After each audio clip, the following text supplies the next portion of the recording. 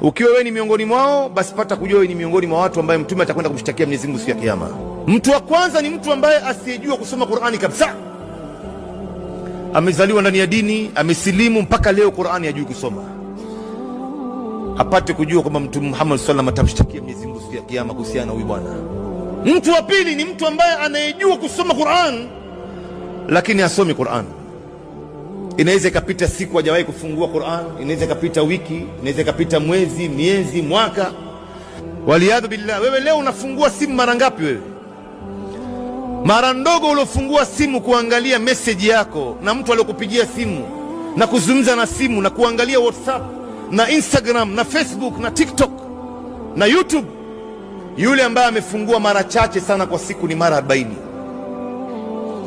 Mara 40 kwa siku, lakini hana dakika 10 ya kufungua kitabu cha Mungu hata ndani ya simu yake yenyewe.